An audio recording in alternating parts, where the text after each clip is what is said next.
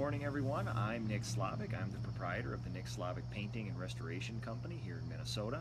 I'm also the host of Ask a Painter Live, a weekly segment on Facebook Live where you send in your questions, painting and otherwise, and I use my 20 years of experience as a craftsman, as a restorationist, as a lover of color, and a business owner to answer any of those questions you may have.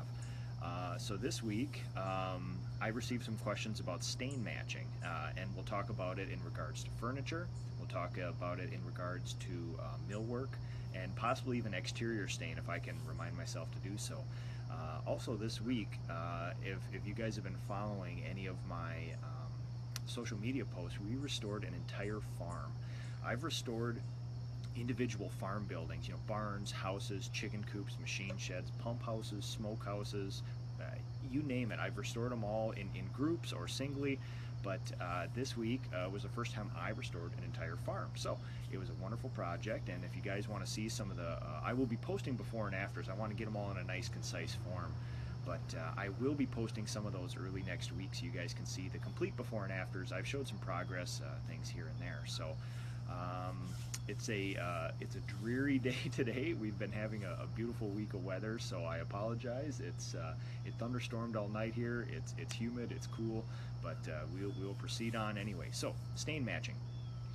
If you're going to match some millwork, let's say you're adding an addition onto your house, you're adding an island into your kitchen, and you want to match the existing woodwork that you have, it's a very difficult process. There's two basic ways to do this: trial and error. I mean, obviously, if you're the 1%, the fortunate people who have had a can of stain left over from the contractor to your house, or the last time somebody did something, you are the luckiest person on earth. Go buy a lottery ticket. That's a good place to start. You also still have to track down what top coat they use to mimic their finish, but you're very fortunate if you have a record or an old can of stain that you used. The other easiest way to do it, the easiest way I should say, is go around to professional paint stores, bring them a sample of your woodwork, and you also have to bring them bare samples of your woodwork. So if you have clear maple woodwork in your house, you're going to have to bring in some bare clear maple so they can actually do a stain match on it. A lot of these these professional paint stores, we're talking in my neck of the woods, Hirschfield's is a Midwest brand, Sherwin-Williams obviously, Ace Hardware, Benjamin Moore. Those are kind of hit and miss. It depends on who they have in the store for people to do a stain match for you. But the easiest way probably for a homeowner to do it is you can certainly do trial and error. You can go there, you can open up some cans of stain, you can dab it on, you can try it here and there. It's sort of hit or miss. The easiest way to do it for you guys would probably end up being, you got to go around to each store. Each store probably offers a stain matching service, but it's solely dependent on the skill and the experience of the people who work in the store. So what you're going to find is that even though Sherwin-Williams is probably the largest store brand around here, if they got a bunch of young fellas working in there, you may get lucky and one of them has experience stain matching, but what you really want to do is find the guy with a little salt and pepper on his temples, somebody who's been around working with coatings and paints and stains for a long time, and they're usually the good ones. But take your existing piece of woodwork, take some new woodwork to the store, and usually in a couple days they can turn something around for you. My little trick is a lot of times what they'll do is they'll rub some stain on, and in the store the inexperienced guys will keep rubbing it on until it's dark. The problem is that I do production woodwork where I take a huge wool pad, we stain it, and I got 3 or 4 of my apprentices behind me wiping it almost instantly. And when you sit there in the store and you rub it over and over and over again, you build the color, but it's not what happens in a production setting. So what I do is when I have a stain sample that I can't match myself, and I'll talk about matching it yourself a little bit later, when you bring your stuff to the store and they do a stain match, a lot of times they'll just put the stain on. A trick that I use is actually putting a coat of finish on. You can get a can of spray shellac, you can get a can of spray varnish, and put a little finish over it. The finish will actually deepen the texture of the color and give it a little amber, a little more depth, things like that, and it'll more closely approximate the actual finish of the wood. So when you go to pick up your sample, if they have not put a clear on it, just ask them, hey, would you mind just spraying a clear over? Compare the two. If you're good, go home and do another large scale sample. If you're doing a whole bunch of millwork for your house or a whole bunch of cabinets for your house, you can test it out on the back of a cabinet door. You can test it out on the underside of a table. Those are usually the best. You have the same wood if it's solid wood, and usually it's unfinished. So do your test again. Don't ever take for granted that the stain sample that the store matches for you is going to match. Like I said, when I do it in a production setting, 2 weeks ago, we finished that new house, and a lot of you people were following it on social media, and we stained tens of thousands of linear feet of woodwork there. And the first thing I do is I look for a piece with lots of grain, I look for a piece with a little bit of grain, I look for prototypical pieces that will give me an indication of what all the woodwork is. I line them up, between 3 to 6 pieces, and I get all my guys ready. We got the safety gear on, we got the stain ready, I got the wool pad, we got the rags ready, we got the bucket full of water to dunk the rags in when we're done, and the sawhorse is set up, the rack set up, and then we go to town on those 3 to 6 pieces, and we stop, and then we let them dry for a couple minutes, and then we start comparing them to the mother. The mother is the thing that I judge all the samples off of, and it's usually given to me either by the homeowner or it's something that I find. So I have that mother sitting there, and in this case it was a cabinet door from a cabinet manufacturer that we were trying to do. So I set it up on like an easel, and every time I stain a piece of woodwork, you compare it to that one there. Turns out that this was a perfect stain match this last time. It was a very deep color, a very tricky one. I actually had to go to 3 different paint supply stores to get them to match it, because I didn't have enough tint in my shop to match it myself.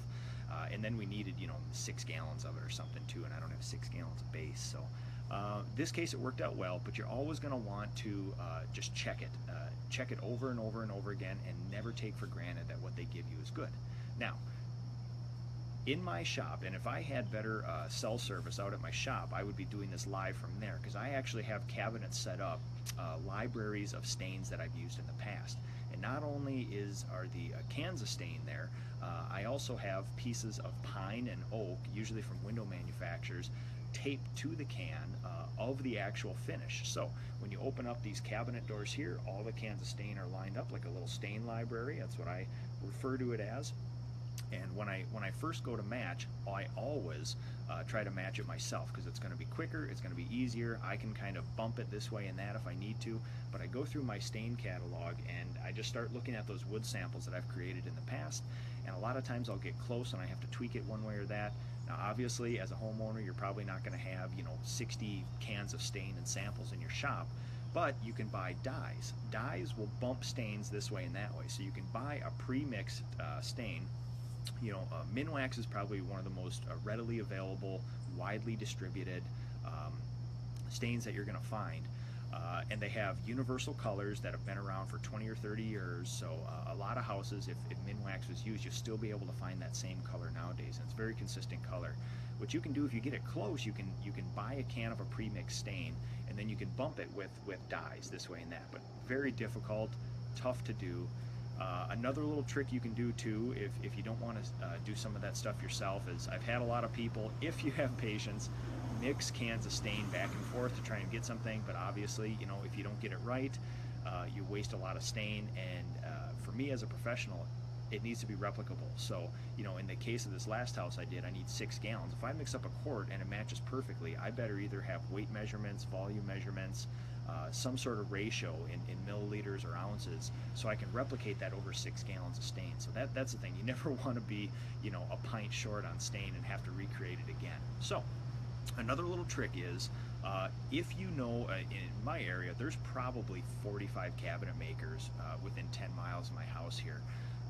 If you know an old-timer who still does his own tinting and stain matching himself, he's a very valuable resource, and you can ask around, and a lot of times you'll still find one of these fellows who does it themselves in their shop. A lot of times they have their own tint machine, they have bases of oil, and they do a lot of that stuff themselves. So again, the big box stores, the this and that, Home Depot, Lowe's, you're not going to get any real help there.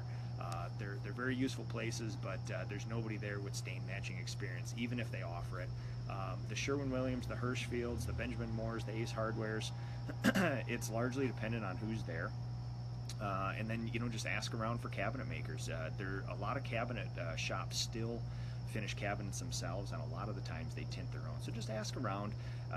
Usually if you talk to 4 to 6 people, somebody will have a line on some cabinet shop or some guy who does this.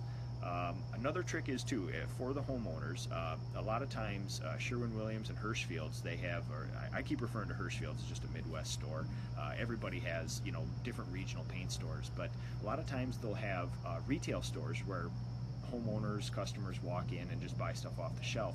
A lot of times they will actually have contractor stores, and in my area, PPG has a contractor store, Hirschfield's has a couple contractor stores, and Sherwin-Williams has contractor stores.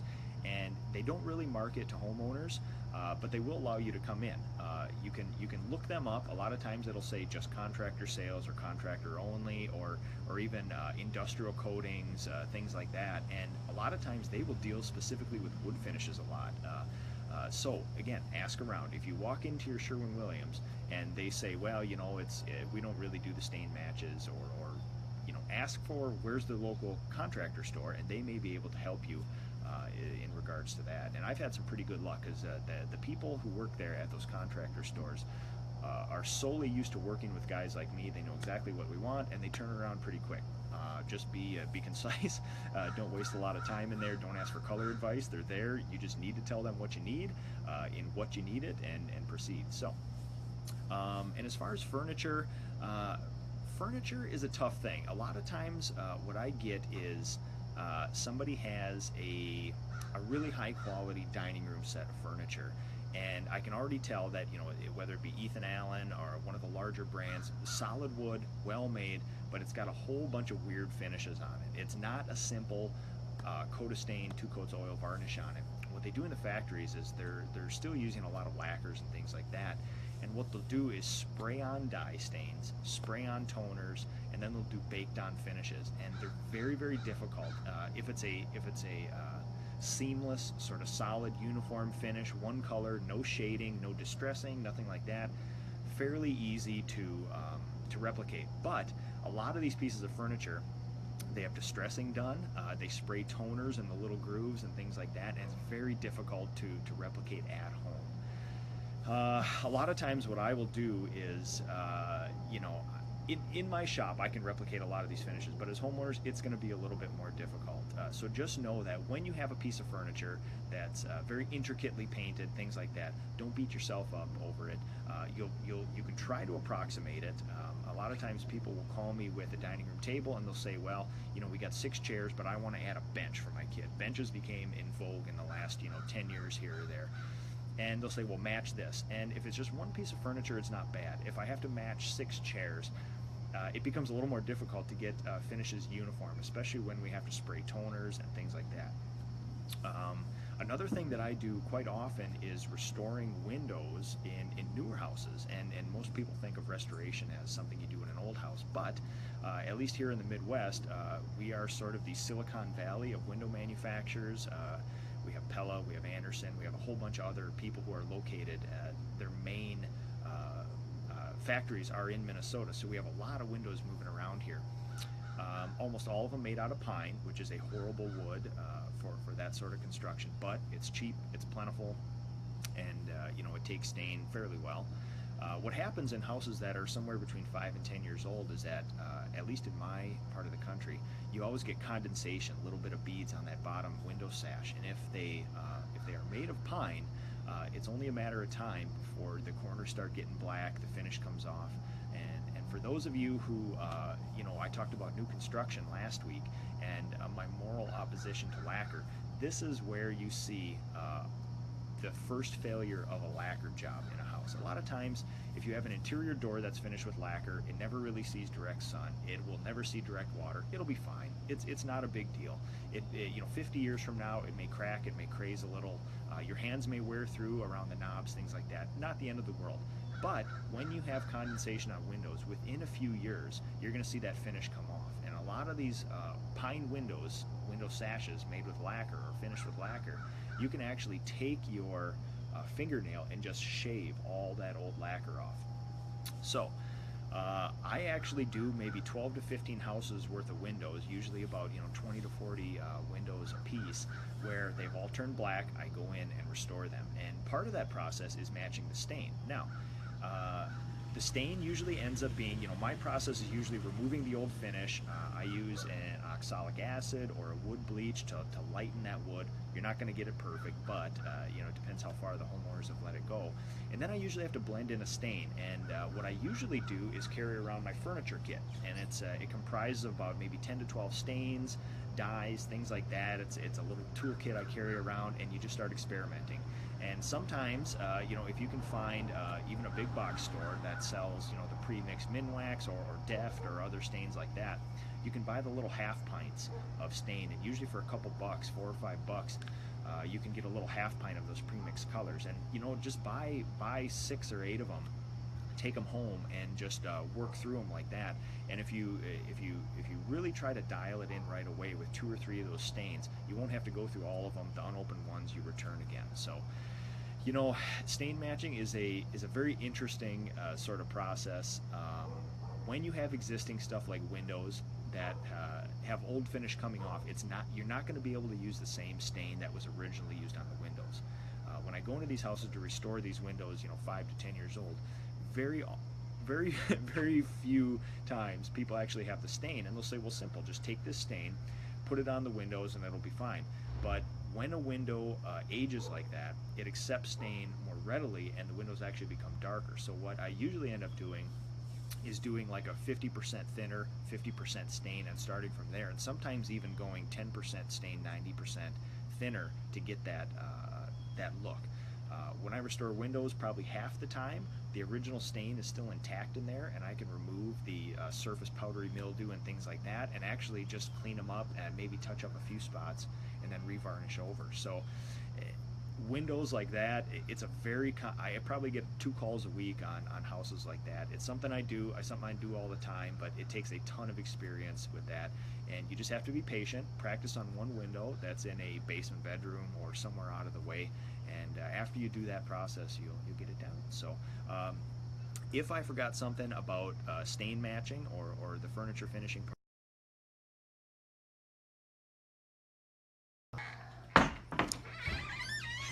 okay, sorry about that, lost the feed there for a second. Just got it back here. So I should also talk about dark stain colors while we're doing this, because we're talking about stain matching. Everybody now wants very dark stain colors, where it's that ebonized, almost black woodwork, very dark reddish browns, mahoganies, things like that. That last house I did 2 weeks ago, they wanted to mimic a 110-year-old wood finish.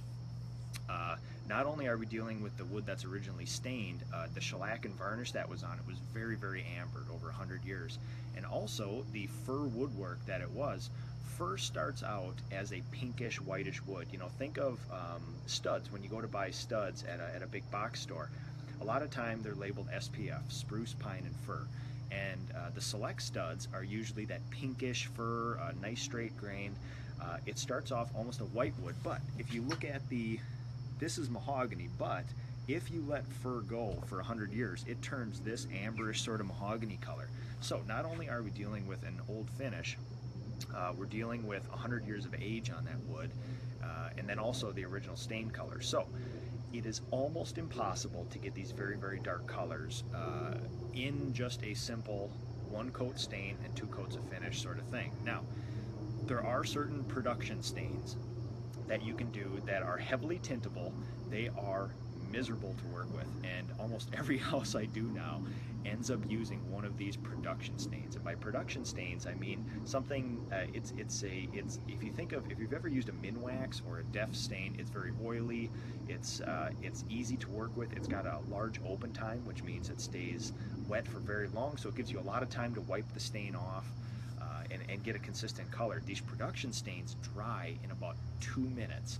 So, and they're so heavily pigmented, the pigment actually changes the properties of the stain. So when I do veneer doors or large pieces of woodwork, what I'll actually do is I will be staining, and I'll have somewhere between 2 and 4 apprentices right behind me wiping as fast as they can, because this stain dries instantly. and because it's so heavily pigmented, it'll actually get blotchy if you do that. So there are production stains out there. Again, if you go to a Sherwin-Williams or Hirschfield's or another store like that, there's a lot of stains they have on the shelf that you can use. Okay, sorry again, guys. I'm gonna make this snappy. For some reason, internet is a little bit slow today, so dark stains are nearly impossible. Do some more experiments. They're a pain to work with. There's off-the-shelf stains that you can get, but there are stains in the back room of these Sherwin-Williams, Hirschfield's, other big box stores that are available usually only to contractors. You just have to ask them what would a production cabinet shop use in regards to that. So the other topic I was going to cover today, and certainly ask me any questions that I forgot to address during that, old farm buildings. Old farm buildings, by the time I get them, are usually almost destroyed. The last time they've usually been painted averages 30 to 40 years. There's almost no paint left. My process is basically power wash them all off, scrape them. Usually the wood doesn't get too furry because of the good old growth wood that it was, so we usually don't need to sand them. It's a beautiful wood to work with. We prime them, and then we do 2 top coats. Big holes in the siding, big knot holes and things, we seal them up so the bats and the critters stay out. Otherwise, it's a very simple process. And I do it all by hand. I believe in pressing all that coating into the wood fibers themselves, and it creates a nice seal on all that stuff. So I'm a big fan of oil primer. Oil primer is a little tougher to work with. It's got the smell, but you know, that's always been the traditional way. I have not found a better way yet. I've been experimenting with some water-based primers this summer. They go on a little bit easier. Stain blocking, you know, they still do a good job, but still you can see some of that orangish stain coming through once in a while. And even though it blocks it, it's still not as comfortable to me as when I do the oil primer, which completely blocks everything and makes a good substrate. After you get it all primed, you know, any big holes, like I said, you fill. I use Benjamin Moore Aura on all this stuff. On a large barn, it's a very expensive coating schedule to follow, only because the amount of materials you're going to use. I think we restored, you know, 4 or 5 barns last year, and you know, we average between, you know, 20 and 25 gallons of primer per barn, and then usually 20 to 30. You know, 20 to 35 gallons of top coat, you know, and at $75 a gallon, it can be a large proposition. But the higher quality exterior acrylic paint is very flexible. It's a little bit elastomeric, it breathes, and it seems to do well for these sort of uninsulated historic barns where you have, you know, a lot of them still have hay or animals inside of them, so you get a lot of moisture migrating from inside to out. So yeah, that's basically the process for that. I will scroll back through. If you guys have questions on stain matching, if you have questions about old historic agricultural buildings, or otherwise, just let me know.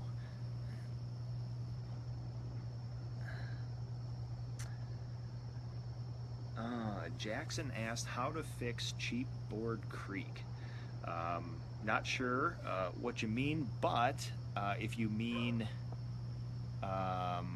maybe creaking floorboards in a house, you can let me know.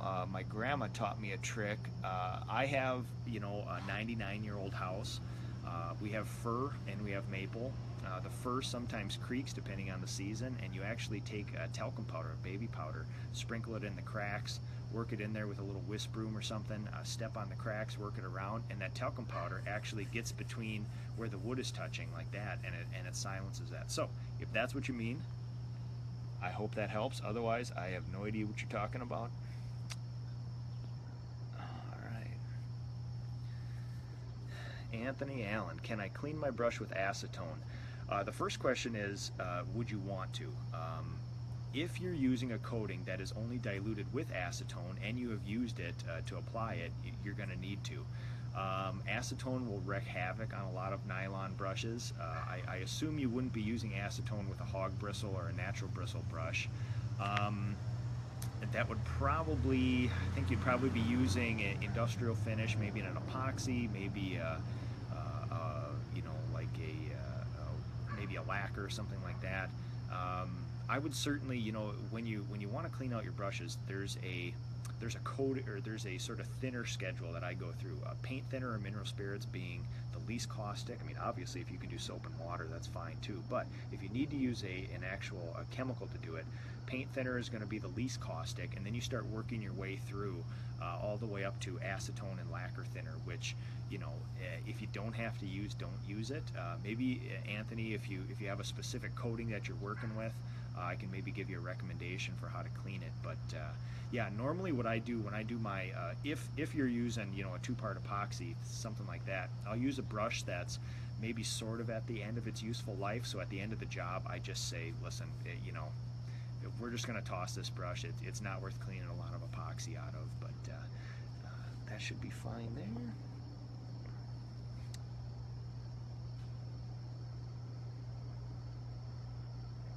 Oh, Danny, a bit off topic, and I have a feeling you don't enjoy doing it, but do you do much conversion from stain to paint? If so, what's your process? Well, actually, I'm still a proponent of oil stains, at least for, well, maybe you're talking about exterior, maybe you're talking about interior, but either one, I'm still a...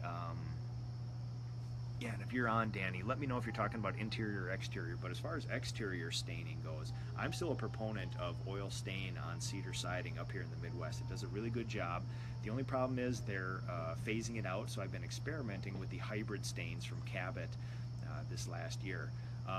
Interior, if we're going from stain to paint, that's simple. I do that all the time. I actually did 2 estimates for a complete house conversion from Golden Oak to painted stuff, including kitchens, built-ins, doors, millwork, stairs, everything else. It's a very popular process, and those 2 estimates were sparked on by a kitchen I did this last winter.